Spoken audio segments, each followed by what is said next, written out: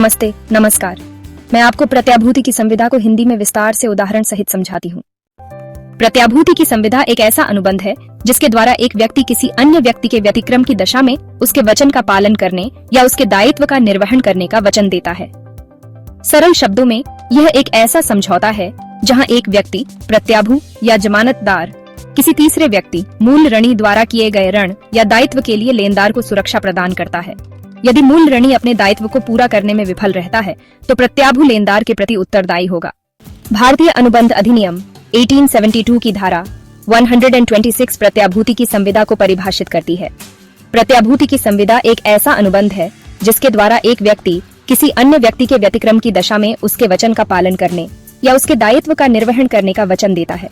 वह व्यक्ति जो इस प्रकार प्रत्याभूति देता है प्रत्याभू कहलाता है। वह व्यक्ति जिसके व्यतिक्रम के संबंध में प्रत्याभूति दी जाती है मूल ऋणी कहलाता है और वह व्यक्ति जिसके प्रति प्रत्याभूति दी जाती है लेनदार कहलाता है। प्रत्याभूति प्रतिफल के लिए हो सकती है या बिना प्रतिफल के भी हो सकती है। भूति की संविदा के 3 पक्षकार होते हैं।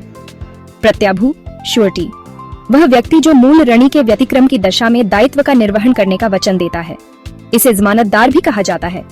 मूल ऋणी प्रिंसिपल डेप्टर, वह व्यक्ति जिसके लिए प्रत्याभूति दी जाती है और जो मूल दायित्व के लिए उत्तरदायी होता है। लेनदार क्रेडिटर, वह व्यक्ति जिसके प्रति प्रत्याभूति दी जाती है और जिसे मूल ऋणी से भुगतान या प्रदर्शन प्राप्त करने का अधिकार होता है। प्रत्याभूति की संविदा के आवश्यक तत्व 3 पक्षकार। जैसा कि पहले बताया गया है, प्रत्याभूति की संविदा में 3 पक्षकारों का होना आवश्यक है। प्रत्याभू, मूल ऋणी और लेनदार। मूल दायित्व, प्रत्याभूति की संविदा किसी मौजूदा या संभावित मूल दायित्व के संबंध में होनी चाहिए। यदि कोई मूल दायित्व नहीं है तो प्रत्याभूति की संविदा मान्य नहीं होगी। प्रतिफल, प्रत्याभूति की संविदा के लिए प्रतिफल का होना आवश्यक है। हालांकि यह आवश्यक नहीं है कि प्रतिफल सीधे प्रत्याभू को ही मिले।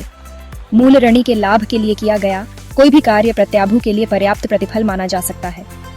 व्यतिक्रम की शर्त, प्रत्याभू का दायित्व तभी उत्पन्न होता है जब मूल ऋणी अपने मूल दायित्व को पूरा करने में विफल रहता है। यदि मूल ऋणी अपने वचन का पालन करता है तो प्रत्याभू का कोई दायित्व नहीं होता। लिखित या मौखिक, भारत में प्रत्याभूति की संविदा मौखिक या लिखित हो सकती है जब तक कि किसी विशिष्ट कानून में अन्यथा प्रावधान न हो। हालांकि लिखित रूप में होना हमेशा बेहतर होता है ताकि भविष्य में कोई विवाद न हो। प्रत्याभूति की संविदा के प्रकार। विशिष्ट प्रत्याभूति, यह किसी एक विशिष्ट ऋण या लेन देन के लिए दी जाती है। यदि वह ऋण चुका दिया जाता है या वह लेन देन पूरा हो जाता है तो प्रत्याभू का दायित्व समाप्त हो जाता है। उदाहरण, काक को 10,000 रुपए का ऋण देता है और ग उस ऋण के भुगतान के लिए प्रत्याभूति देता है।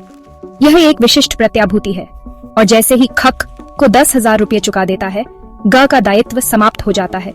सतत प्रत्याभूति, यह कई लेन देनों या दायित्वों की एक श्रृंखला तक फैली होती है। प्रत्याभू इसे किसी भी समय लेनदार को नोटिस देकर रद्द कर सकता है।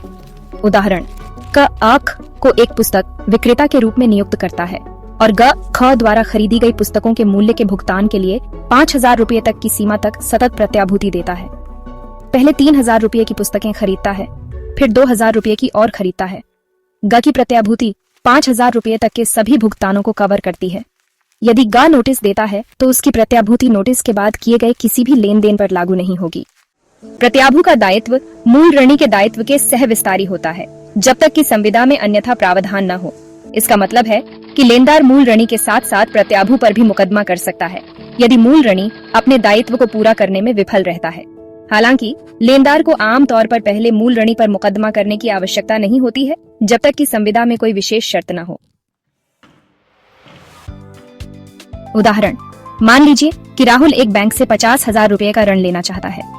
बैंक उसे ऋण देने के लिए तैयार है, लेकिन वह चाहता है कि कोई व्यक्ति राहुल के ऋण की प्रत्याभूति दे। सुरेश, राहुल का मित्र, बैंक को राहुल के ऋण के भुगतान के लिए प्रत्याभूति देता है।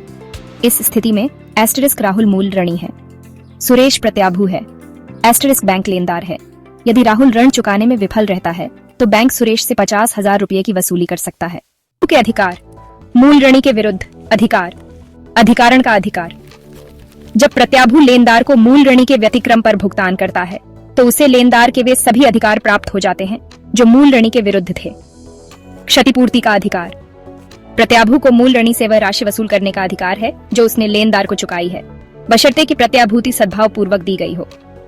सह प्रत्याभुओं के विरुद्ध अधिकार, यदि एक ही ऋण के लिए एक से अधिक प्रत्याभू हैं, तो वे आपस में समान रूप से योगदान करने के लिए उत्तरदायी होते हैं, जब तक कि संविदा में अन्यथा सहमति न हो। लेनदार के विरुद्ध अधिकार। प्रतिभूति में कमी का अधिकार। यदि लेनदार के पास मूल ऋणी से कोई प्रतिभूति है, तो प्रत्याभू को उस प्रतिभूति में कमी का लाभ उठाने का अधिकार है। मुकदमा करने के लिए कहने का अधिकार। कुछ परिस्थितियों में प्रत्याभू लेनदार को मूल ऋणी पर मुकदमा करने के लिए कह सकता है। प्रत्याभू का दायित्व कब समाप्त होता है? प्रत्याभू का दायित्व निम्नलिखित परिस्थितियों में समाप्त हो सकता है। मूल ऋणी द्वारा ऋण का भुगतान। जब मूल ऋणी ऋण चुका देता है या अपना दायित्व पूरा कर लेता है, तो प्रत्याभू का दायित्व स्वतः समाप्त हो जाता है। लेनदार द्वारा मूल ऋणी को मुक्त करना। यदि लेनदार मूल ऋणी को उसके दायित्व से मुक्त कर देता है, तो प्रत्याभू भी मुक्त हो जाता है, जब तक कि प्रत्याभू ने सहमति न दी हो। मूल संविदा में परिवर्तन। यदि लेनदार और मूल ऋणी प्रत्याभू की सहमति के बिना मूल संविदा की शर्तों में कोई ऐसा परिवर्तन करते हैं जिससे प्रत्याभू का दायित्व प्रभावित होता है, तो प्रत्याभू उस परिवर्तन के बाद किए गए लेन देन के संबंध में मुक्त हो जाता है। प्रत्याभू की मृत्यु। सतत प्रत्याभूति की दशा में प्रत्याभू की मृत्यु भविष्य के लेन देनों के लिए प्रत्याभूति को समाप्त कर देती है। हालांकि मृत्यु से पहले हुए लेन देनों के लिए प्रत्याभू के उत्तराधिकारी उत्तरदायी हो सकते हैं। प्रत्याभू द्वारा प्रत्याभूति का निरसन। सतत प्रत्याभूति को प्रत्याभू द्वारा लेनदार को नोटिस देकर किसी भी समय रद्द किया जा सकता है। जो उम्मीद है कि यह विस्तृत व्याख्या और उदाहरण आपको प्रत्याभूति की संविदा को अच्छी तरह से समझने में मदद करेंगे। यदि आपके कोई और प्रश्न है तो बेझिझक पूछें। प्लीज वीडियो को लाइक, सब्सक्राइब, शेयर और कमेंट करना ना भूलें। धन्यवाद।